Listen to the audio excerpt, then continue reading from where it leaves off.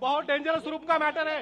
और यहाँ पे जो बता रहे थे वो की सिंपत्ति ले रहे थे कि महिला मैटर है बोल के, हमने बताया कि इसमें महिला और ये नहीं है। और इसके अलावा उसके ऊपर जो एलिगेशंस लगाए गए हैं, उसके ऊपर जो केसेस पिछले हैं वो चोरी के हैं, उसके ऊपर कोई भी बलात्कार की केस नहीं है और वो साबित नहीं हो गए, इसलिए उसको हैबिचुअल किंवा सराई आयोग का बोलना था कि वो हैबिचुअल है और सराईत गुनेगार है, लेकिन वो कोई सराईत गुनेगार नहीं है। उसपे की जो भी केसेस है वो साबित होना अभी बाकी है। लेकिन एक कॉन्ट्रडिक्शन ये है कि आप कह रहे हैं कि कंसेंट था, वो कह रहे हैं फोर्सफुली गला दबाया है उसका और वहां पे कोई आई विटनेस नहीं था। 5:45 का वक्त है, इतना सवेरे का वक्त है, वो चिल्ला सकती थी, बचाओ बोल के डिफेंस ले सकती थी, लेकिन इसके अंदर कोई भी फोर्सफुली नहीं हुआ है और ना ही उसने बचाओ के लिए बचाओ या चिल्लाओ ऐसा बोला हुआ नहीं है। कोर्ट ने क्या कहा? कोर्ट ने जो है सुनवाई के बाद कोर्टाने जे आहे ते 12 मार्च पर्यंत पीसी दिलेला आहे त्यामध्ये। Thank you sir, thank you. अभी 1 to 1 दे अभी इंग्लिश में बोल लेते आप? नहीं सर, हिंदी में बोल दीजिए। अच्छा, सर बता दीजिए। अभी 1 to 1 कोर्ट ने जो है तो 12 मार्च तक पीसी दिया। आज जेव्हा आरोपीला कोर्टात आल्यानंतर प्रोड्यूस केलं गेलेलं आहे, त्याचं आयडेंटिफिकेशन जे आहे तो चेहरा पण त्यांनी उघड केलेला आहे मीडियाला पूर्वीच, तर आम्ही त्यावर सुद्धा ऑब्जेक्शन घेतलं आणि त्यानंतर त्यांनी सांगितलं की प्रकरण एक गंभीर स्वरूपाचं आहे आणि महिलेशी निगडीत आहे। आरोपी जो आहे तो हॅबिच्युअल आहे असं त्यांचं म्हणणं होतं। तर आम्ही सांगितलं की त्याच्यावर जे केसेस दाखल आहेत, जवळपास 6 केसेस त्याच्यावर दाखल आहेत, परंतु ते कुठेही सिद्ध झालेले नाहीयेत आणि त्याच्यावरच्या केसेस या चोरीच्या आहेत, त्यामुळे त्याला सराईत गुन्हेगार म्हणता येणार नाही असं आमचं म्हणणं होतं। त्यांनी जी पीसी मागितली होती त्या पीसी मध्ये मेहरबान कोर्टाने 12 मार्च पर्यंत त्याला पीसी दिलेला आहे। युक्तिवाद काय झाला? युक्तिवाद काय झाला? तुम्ही सरकारी वकिलाने काय युक्तिवाद? आम्ही युक्तिवाद असा केला की तो कुठल्याही प्रकारचा आरोपी नाहीये, त्याच्यावर जे काही प्रकरण दाखल आहे ते चोरीचे असून ते सिद्ध झालेले नाहीत। याशिवाय जी वेळ होती घटनेची ती 5:45 म्हणजे दिवसाचीच होती। कुठेही फिर्यादीने पीडितेने आरडाओरडा केलेला नाही, लोकांना बोलवलेलं नाहीये आणि जे 2 वेळेस घटना नमूद करतायत तर त्यामध्ये तिला आरडाओरडा करत आला असता अशा प्रकारचे आम्ही आर्ग्युमेंट केलेली आहे। त्यामुळे सरकारी वकिलांचं तेच म्हणणं होतं की प्रकरण गंभीर स्वरूपाचं आहे, आम्हाला मोबाईल पाहिजे, घटनेच्या वेळेसचे कपडे पाहिजे, अशा प्रकारे सरकारी वकिलांचं म्हणणं होतं त्यामध्ये। मग काय झालं? काय म्हणणं होतं तुमचं? काय म्हणणं आता? आता आमचं म्हणणं आहे की प्रकरण न्यायप्रविष्ट आहे, 12 मार्चला पुढील जे काही होईल ते होईल, बाकीचे डिफेन्स आम्ही सांगू शकत नाही या ठिकाणी आमचा जो डिफेन्स असेल। याशिवाय अजून एक महत्त्वाची गोष्ट, त्याच्या भावाला सुद्धा पोलिसांनी सोबत ठेवलेला आहे, त्याचा भाव सेम डिट्टू त्याच्यासारखा दिसतो।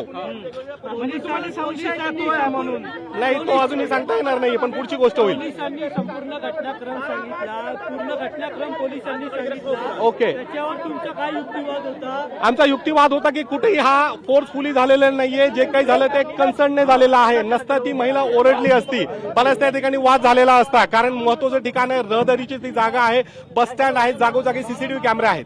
याच्यावर न्यायाधीशांचं काय म्हणणं होतं? काय युक्तिवाद संवाद होतोय? न्यायाधीशाने काही म्हणलेलं नाहीये, न्यायाधीशाने फक्त ऐकून घेतलेलं आहे, त्यानंतर त्यांनी त्यांच्या पद्धतीने 12 जानेवारी अशी ऑर्डर केलेली आहे, आदेश केलेले आहे। आयोगाने काय जप्त केलंय? आयोगाचं काय म्हणणं? आयोगाने अजून जप्त केलेलं नाहीये, आयोगाला जप्त करायच्या आहेत, बाकीच्या गोष्टी फॉरेन्सिक लॅबसाठी पाठवण्यात आलेला आहे। जर म्हणणं आहे की संमतीने झालंय तर आरोपी हा पळून का गेला?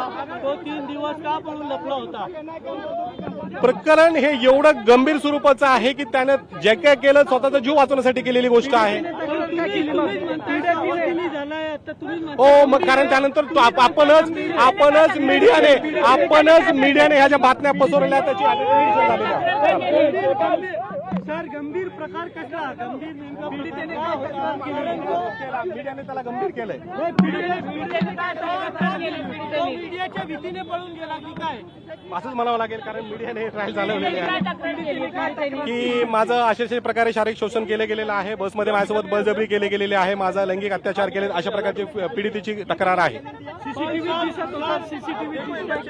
सीसीटीव्ही किती क्लिअर आहेत किती नाहीयेत, 16(5)B म्हणजे जे काही तांत्रिक पुरावे असतात त्याच्यावर किती विश्वास ठेवायचा नाही ठेवायचा हे साक्ष पुरावा अधिनियम जे नवीन कायदा आलेला आहे त्याच्यानुसार ते पुढे ठरेल। मताने झालंय तर पीडितीने तक्रार का दिली ही गोष्ट पण समोर येते? ही नक्कीच समोर येईल.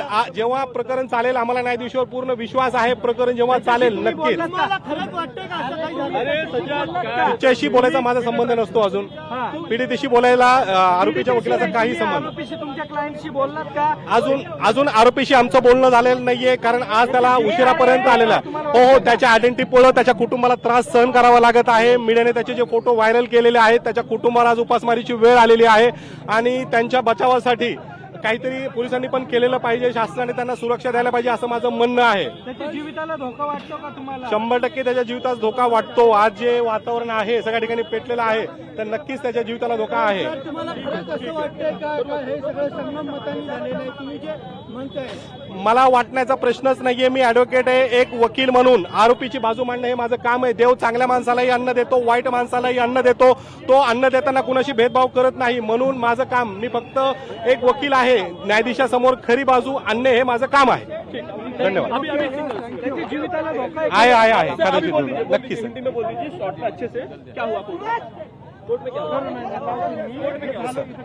हाँ सर,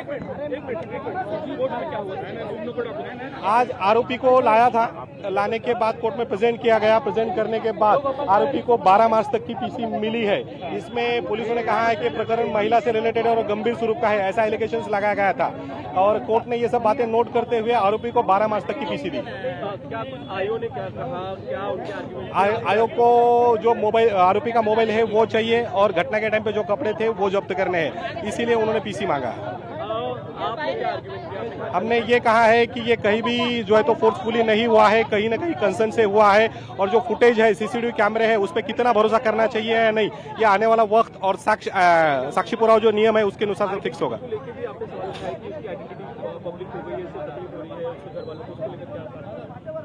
नहीं, उसकी आइडेंटिटी जो है वो लीक नहीं होनी चाहिए थी। आपल्याबरोबर आरोपीचे वकील वाजिब Honorable court, who is involved in this case also? They need to arrest this person also. But has the accused given statement that it was consensual? Yes. He told me before the court. He told me that whatever I commit with her consent. चला bite करू चला आता. Breaking news आत्ताची. दत्ता गाडेला 12 मार्च पर्यंत आता police कोठडी सुनावण्यात आलेली आहे. आरोपी गाडेला 12 मार्च पर्यंत कोर्टानं पोलीस कोठडी दिलेली आहे. ॲडव्होकेट साजिद शाह आहे, मला शाह वकीलने ओळखतात. 12 मार्च पर्यंत आरोपीला पोलीस कस्टडी मिळालेली आहे आणि पोलीस त्याचे कपडे जप्त करायचे, मोबाईल जप्त करायचे, प्लस त्याच्यासोबत अजून कोण कोण इन्व्हॉल्व आहे आणि त्याने अजून असं किती क्राईम केलेले याबद्दल देखील तपास करायचा आहे. आरोपीने मला सांगितलं की आमच्या दोघांमध्ये जे पण झाले ते सहमतीने झालेलं आहे. मी कुठल्याही प्रकारचं रेप केलेलं नाहीये. मी शारीरिक संबंध जे झालेले दोघांच्या मर्जीने झालेले आहे. मी तेच मेहरबान कोर्टाच्या निर्देशन आणून दिलं की सुप्रीम कोर्टाच्या गाईडलाईन जेव्हा दोन व्यक्ती आपच्या सहमतीने संबंध ठेवतात त्याला रेपच्या श्रेणीमध्ये आणता येत नाही. ठीक आहे, आरोपी लपला का गेला हे होता? तपासाचा भाग आहे, मी काय बोलू शकत नाही. पळून काय गेला होता हे मला माहित नाही. रिमांडची कारण काय पोलिसांनी सांगितलं? सांगितलं ना मी, त्याचे कपडे जप्त करायचे, मोबाईल जप्त आहे, त्याच्यामध्ये कोण कोण इन्व्हॉल्व आहे सगळ्या गोष्टी त्याच्या आधी झाल्या. त्याच्यावर आरोप- मी आरोपीची हीच बाजू मांडली की ती जी महिला आहे ती महिला स्वतःहून बसमध्ये गेली, नंतर हा गेला, दोघांच्या मध्ये संमतीने झालेले संबंध आहेत एवढेच मी कोर्टाला पटवून दिले. ठीक आहे.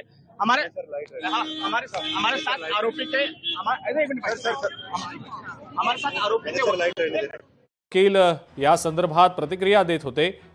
या सगळ्या प्रकरणी आता आरोपी दत्ता गाडे याला 12 मार्च पर्यंत पोलीस कोठडी सुनावण्यात आलेली आहे. शिवाजीनगर कोर्टानं आरोपीला 12 मार्च पर्यंत पोलीस कोठडी दिलेली आहे. मात्र या सगळ्यामध्ये आरोपीच्या वकिलांच्या म्हणण्यानुसार जी सुनावणी ज्या वेळेला झाली त्यावेळेला काही महत्त्वाचे मुद्दे मांडले गेले. अमोल धर्माधिकारी आपले प्रतिनिधी या संदर्भातली अधिक माहिती आपल्याला देत आहेत. अमोल, आरोपीला 12 मार्च पर्यंत पोलीस कोठडी सुनावण्यात आल्याची अपडेट मिळतीये. काय या सगळ्या घडामोडींसंदर्भात समजतंय आणि सुनावणी दरम्यान नेमकं काय काय झालं अमोल? खरं तर अतिशय महत्वाची बाब आहे. 12 मार्च पर्यंत कोठडी सुनावण्यात आलेली आहे आणि त्यामुळे आता पोलीस दत्ता गाडे याची चौकशी करतीलच. पण दुसरीकडे कोर्टामध्ये आज जे सरकारी वकिलांकडनं म्हणजेच पोलिसांकडनं जो युक्तिवाद करण्यात आला त्यानुसार आरोपी हा गंभीर स्वरूपाचा आहे. त्याच्यावर याआधी सुद्धा 6 ते 7 गुन्हे दाखल आहे. इतकंच नव्हे तर त्याच्या जे गुन्हे दाखल आहेत ते महिलांशी संबंधित जास्त आहेत आणि त्यामुळे महिलांकडे बघण्याचा दृष्टिकोन या आरोपीचा वेगळ्या पद्धतीचा आहे असं सुद्धा न्यायालयामध्ये सांगताना म्हटलेलं आहे आणि त्यामुळे या आरोपीने जो गुन्हा केलेला आहे त्या गुन्ह्यासंबंधीची अधिक माहिती आहे ती गोळा करायची आहे. मोबाईल आहे तो सुद्धा तपासायचा आहे. जी घटना घडली त्यानंतर आरोपी कुठे कुठे जाऊन आला याचा सुद्धा तपास करायचा आणि घटनेदरम्यान त्याचे जे कपडे असतील किंवा इतर ज्या वस्तू असतील याचा सुद्धा शोध घ्यायचा असं पोलिसांनी म्हटलेलं आहे. त्यानंतर आरोपीच्या वकिलांनी जो युक्तिवाद केलेला आहे त्यानुसार आरोपी हा सराईत गुन्हेगार नाहीये असं त्याची बाजू मांडताना वकिलांनी म्हटलेलं आहे.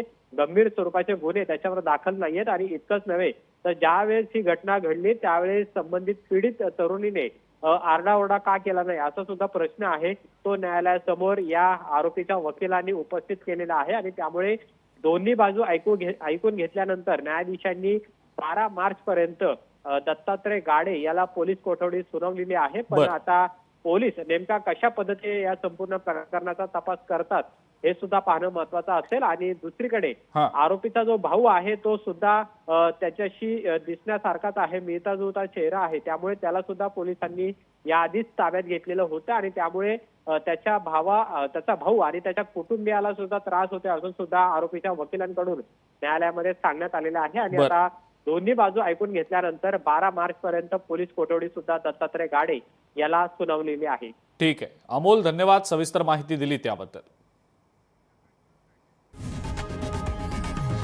लोकशाही मराठी ऐका, पहा, जागरूक रहा.